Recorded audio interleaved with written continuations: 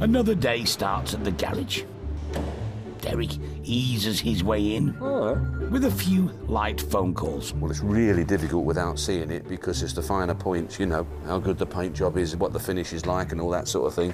When we're thinking about what to restore next, we can't allow ourselves to get distracted by all the really nice stuff. These are the sort of things we need to be looking out for. You can get lots of parts for these. It does want a lot of parts. It is fairly rotten in places. MGB. Why would you, is the question, isn't it? Let's be honest. It's never an easy decision, but our luck is in.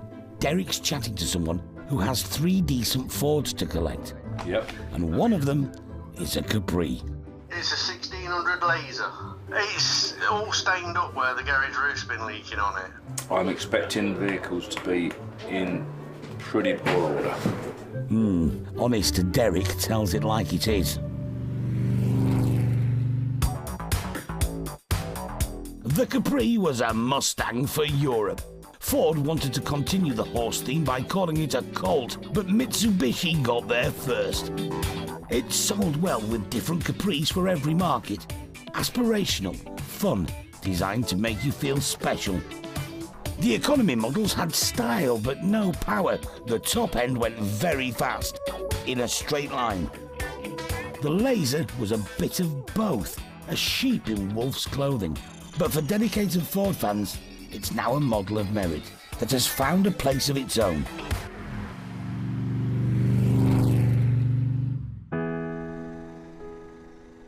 Today, Kevin Smith has come to the family home he grew up in.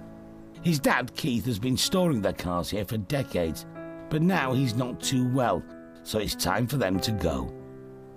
Dad didn't want to sell them, but now, obviously, nothing's going to ever happen with them. When he retired, unfortunately, he got his dementia, and now things are just like ground to a halt. So before the sheds fall down and they become absolutely no good to anybody, I think it's time to move them on. My dad, he agrees, you know, it's got to be done. There's a nice collection of Fords, but they've all suffered a bit during storage. Derek's arrived, and he's in for a nice surprise. Kevin's laid on some hired muscle. I'm living the dream, mate. There's no point in getting in the way. There's some capable lads there. Yeah, this one's... We'll get a jack under it and free it up. Yeah. Going to watch what's going on for the time being. Going to relax and have a cup of tea and a donut. Derek loves his work. How then, mate? How you doing? Go steady, how you come through there. We're going to have you sitting outside so you can see what's going on. Oh, is he coming out, is he? That's a handy bit of kit, mate. You got the hang of driving that, haven't you? Start putting a bit of right on. Not too much, go. The 1987 Capri has clearly been parked under some full Pigeons. But with less than 30,000 miles on the clock, it's bang on for restoration. Honest old car, guaranteed mileage, all the rest of it. It's going to cause a lot of interest, massive interest. We think it's worth somewhere between 7 and 9 grand. Now, this is probably one of the most interesting cars we've got going through today. 10,000 meg, £10,000. At £10,000, I've been telling people all week it'll make £10,000. Meg's bid. 10,250, Andrew. 10,500 says Meg at 10,005. 10,750, Andrew? Yeah. 10,750 says Andrew down here. 11 meg, 11 says Meg over there. 11,250 says Andrew. 11,005 says Meg's phone. 11,500, was that Meg? Yes. 11,500 says Meg. 11 3/4, Andrew, straight back in. 11,750. 12 Meg? Yes. 12,250. Straight back in 12,250. I think we've got 12,250. Are we all done then? We all done everywhere else? We're done. It's 12,250. Andrew, your bid. Excellent, good, thank you. The Bangers and Cash team, that will appear looking $1 million. It will, it will. 3 grand over our budget, top end, by some way. But original barn find Capris don't come around often. I think it looks a lot worse than it is. All this will come up amazingly nice. It's just a real good project to do because it's all there. For it to go from looking like that to looking like that isn't actually a massive job. Time will tell. Our chosen restorer for this one, the Motorist, near York. A sort of garage/car emporium. If our car does have any issues, project manager Charlie Gabb will find them. Wow, look at that. Now, why would that go so mouldy? But it's got one, because often the parcel shelves are missing. And it's not got big speakers in it? No. See, it's had damp in that area, but that'll have been rusting from brand new. No wear on the seats, no grubbiness. Everything that's painted red isn't bad at all. But anything that's painted black is all corroded, but not corroded, rotten corroded. Yeah, some of it's beautiful. It's as good as you could expect to get for a car that hasn't been on the road. There's a lot of work to do, a lot of stripping, refurbing, painting, powder coating, but your body shell is good. We're very excited. Well, I'm pleased to hear it, yeah, and it will make a lovely Capri laser, you're quite right. But I fear you might have spent your restoration budget on purchasing it, if I'm honest. Back at the Motorist, Bill, who just happens to be Charlie's brother, has been booked in to restore our 1600 Laser Capri. So, Bill, how many Capris have we done then? Done where? Here. Restored them. We haven't done any. I've only been here 2 months. He's full of the joys of spring about stage one, cleaning it. The car's been stood for 30 years, I think, something like that. There's an issue with all the bird poo that's on it, so I don't suppose that's going to come off for a minute, but the paint will be dead underneath it. It's probably eaten away. This may look like just a Sunday morning jet wash, but what it's actually going to reveal is whether we spend a few thousand or save a few thousand on paint. It might come back to life, but it depends which way we go with the car, because obviously a respray is an expensive job. Just the paint, if we did all the strip down and one thing, it'd probably be about £5 grand. As the snow foam disappears, some shiny paint is revealed, but Bill's still not impressed. You can see how thick it is. Like the edge of a penny, it's just turned to rock. Bill resorts to blunt force, the back of his nail, and some lemon juice, which surprisingly does have some effect, in an attempt to remove the hardened bird poo. I've just hand polished that piece there, but you can see what it was like that there. Pretty tragic. Reflecting on the fact that the car has only done 29,000 miles, Bill has had a rethink. Would it be wrong to paint this car despite the imperfections? Yeah, I think so. We can't do a full respray without doing the rest of the car, which takes away some of its history. You know, it's no longer the genuine car that we found. Hopefully, it'll still have some sort of nice paintwork when it's finished, and all the bird poo will just tell a story. Whether it's a story anyone wants to hear remains to be seen.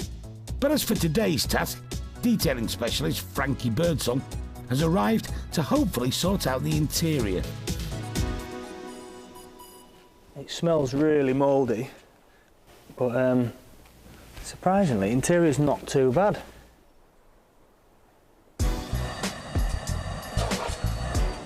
A vac is obviously just for surface stuff, but like stuff that's more in depth and stained up into the carpets, yeah. Hit it with a bit of steam first. Breaks everything down. Then you extract it with a wet vac and that'll generally get rid of whatever's there. You can put like detergents and stuff in, like stain removers and stuff like that. And it's got a brush on the head as well, so you're wetting it and agitating it. All the muck that you're getting out is getting sucked up and getting rid of. Yeah, I'm actually amazed. It's coming up so well. When it comes up clean without too much effort, you know, it's not that bad.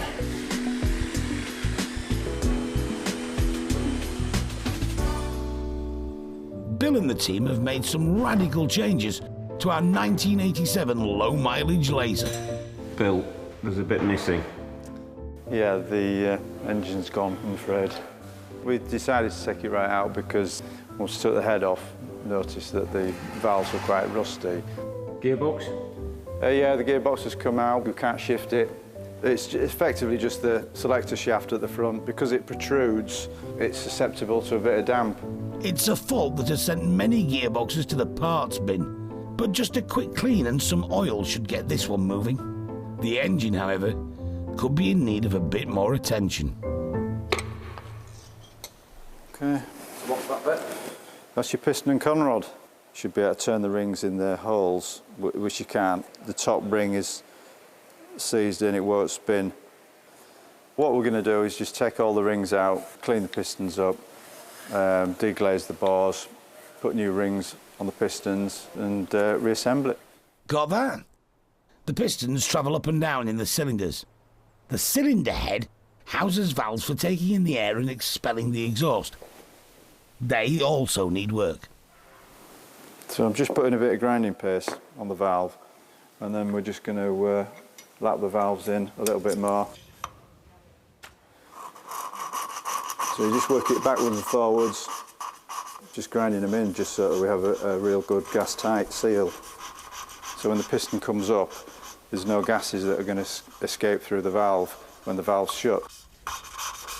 As you can hear the difference in sound.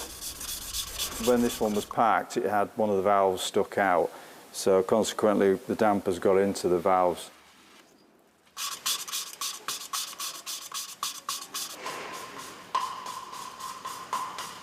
The engine has now been sent away to be finished, and we're still trying to figure out what to do with the annoying fossilised bird poo. This is only antibacterial spray though. So we thought we'd turn our attention to the windscreen. Expert glass fitter Duncan Moore was not happy about leaving the old one in. Chances are it's going to be delaminated. The glass is going to be let the water in between. There's going to be chips, stone chips. It means the glass is weak. So any kind of a flex on that glass is just going to cause it to break anyway. The new one will set us back about £400. These are straightforward. It's what they call an indirect glazing unit, and they just sit in a lip rubber. All your modern day cars now have got bonded glass, but you're going back in time with this fitment. What are you using the string for? It's been a lip rubber. Just once you lift it in, you can use a string just to pull the lip over the metalwork as you go around. It looks okay. It's going to sit fine, is that? Got to make sure we seal it quite well to stop water getting in and causing issues further down the line, but it's nice and soft. It's not a hard trim. A necessary job ticked off the list, followed by a load more hanging around, waiting for stuff to arrive. And then finally, a massive present turns up. The engine is now looking so good, we did wonder if Bill had just gone out and bought a new one, but apparently not. So it's had new bottom end bearings, new head gasket, new cam belts, new water pump, basically all painted up, titivated, and there you go. So we're waiting for the carburetor to come back, which isn't going to stop us dropping it in. The distributor's just been manually cleaned up, and that's about it, really. The following day, the engine has been loaded onto a hoist. 2 months ago, our 1987 Capri 1.6 Laser was still in its barn, being pooed on by pigeons. So the engine's going in then, Bill? Yeah, we're putting the engine in today. Simple job then? Yeah, simple job, yeah. All right, crack on then. Oh, OK. Simple, if you know how. But cars of the Capri's era do make it easier. I was brought up on these sort of things, so yeah, great cars to work on. Can you just hold the bonnet up, Rog, because I haven't got enough clearance. Yeah, anybody can do them really, because you know you've got your Haynes manuals to refer to, so piece of cake, just like my car now. Just a bit exercise. Yeah. All right. A bit more. Yep. Yeah. Okay. All right, that's great. Yeah. Cheers, Rog. In relative terms, quite an easy thing to drop in then. Yeah, without the gearbox, it's straightforward. Just straight in and straight onto the mountings. Derek's coming down to have a look at the work so far. What do you think he'll say? Who's Derek? I think you'll be impressed, to be honest. Do you know what? First thing he'll say is, how'd you get all the bird poo off it? How did you get all the bird poo off it? Well, it's not yet. We haven't done that yet, still. Apparently it's burnt into it, hasn't it? Pretty badly, yeah. Oh, I don't know what they've been eating, that, but whatever it is, ain't so good, is it? Everyone has had enough of the bird poo, which seems like it can either compromise the look of our Capri or ruin our finances on a respray. We definitely need advice. If you're going to retail it, I think you definitely have to paint it. But through the sale, I think there's enough people out there would want to do it their way. Personally, I'd leave it. I'd clean the life out of it and let the next guy decide how far he wants to go. Financially, that's the way I would do it. There's always something on a restoration that's going to give you a headache, and this is it. The paint. We're going with Derek's advice, and specialist Ian Ellis is going to give it his best shot. So you couldn't see the... well, here we go, it's the old thing, mate. All down here, down the side, down there, down there. The worrying bit is the fact that I'm going to have to use some heavy-duty abrasive on it, and we don't really know how much depth there is to the paint. It's worse than I thought it would be. I've seen vehicles that vandalised that have got less damage to paint. It's almost as though it's been parked at a zoo. He's not happy. Ian starts with a solvent. Thanks to Bill, he's already saved some time on this part of the process. Spent around 14 hours so far already doing this. Stage 2 will be another couple of hours. So this is the 2000 grit wet and dry paper. You see what's happening now? It's actually bringing the red paint off ever so slightly. Followed by stage 3, with us behind the camera secretly thinking we should have painted this. Basically, it's a mild abrasive paste. Put it onto the surface that needs treating. Now, this is like a buffing machine. It looks like a grinder, but it spins a lot slower than a grinder. And basically, we just let it do its thing. It's going to be a long night. It's a new dawn of the motorist, and after 7 hours of specialist paint restoration, plus the 14 of Bill's time with lemon juice in the back of his nail, the Ford Capri 1600 Laser is finally poo-free. We've also spent at least a further 40 hours discussing if we should have just resprayed it. Yeah, you could have prepped the car and painted it in that time. But I think the fact that we've got the genuine article back, the original paint, and we've tried not to touch or upset any of the original bodywork on it, it is what it is. Today, members of a Capri Owners Club are arriving on site, who presumably will also tell us what it is, good or bad. Bill makes some final adjustments to the carburettor that's only just arrived back. And then it's the moment of truth, as we go for an engine start. See what happens?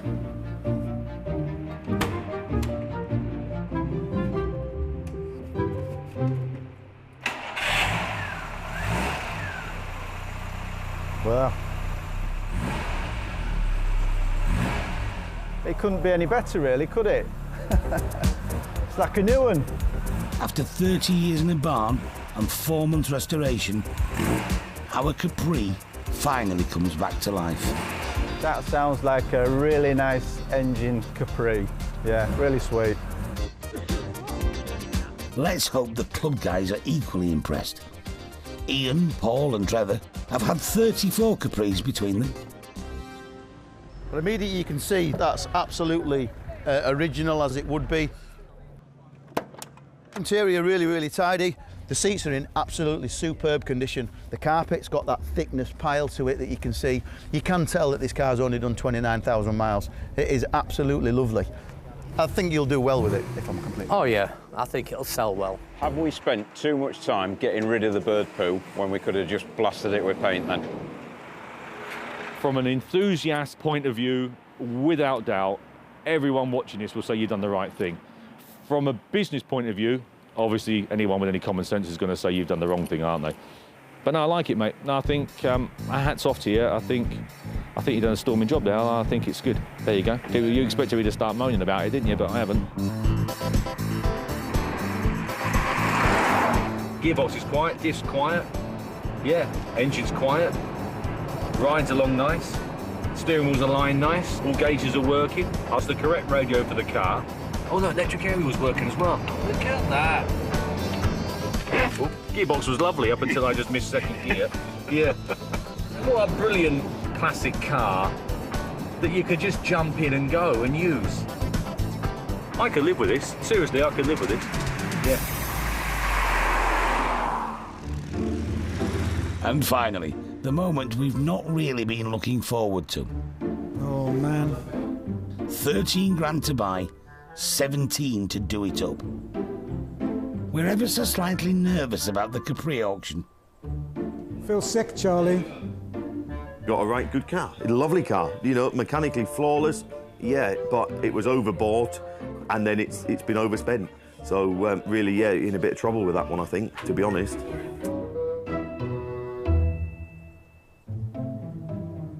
Right, lot number 220, interesting car. Ford Capri Laser.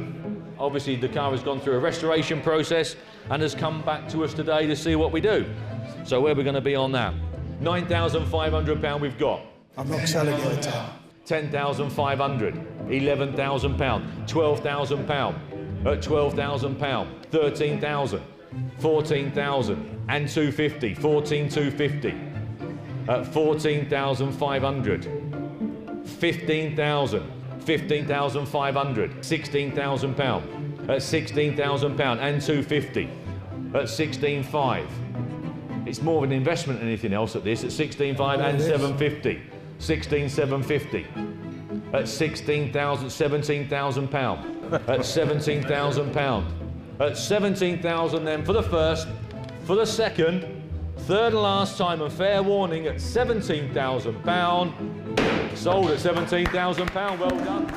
We're down £13,000 and hard lessons have been learned. We spent way too much and fixated on keeping the Capri original. And to be honest, it could have been worse. I'm so pleased that they've suffered a minimal loss. You know, I didn't think it would achieve that. I thought it would struggle around about £12,000. The Bangers and Cash team should be very, very happy. A few days later, the Capri was shipped out to Blackpool. It joined an impressive collection of other vehicles owned by Anthony Meakin. The work that's been done is excellent. The engine bay has been cleaned and tidied up beautifully. The interior is like she's just come out of the factory. The dash, the steering wheel, it's all like brand new. It hasn't been repainted, but it doesn't need repainting. There's a few minor little bits that need to be done, but if you stand back and look at her, she looks beautiful. Anthony will soon be opening up his collection to all as a museum dedicated to the British motor industry. I'm trying to keep these cars for the future. Younger generations are growing up so they can see exactly what we had when we were kids. And I know nowadays that petrol and diesel is taboo, but at the end of the day, it's our history. And the important thing is not to let that go.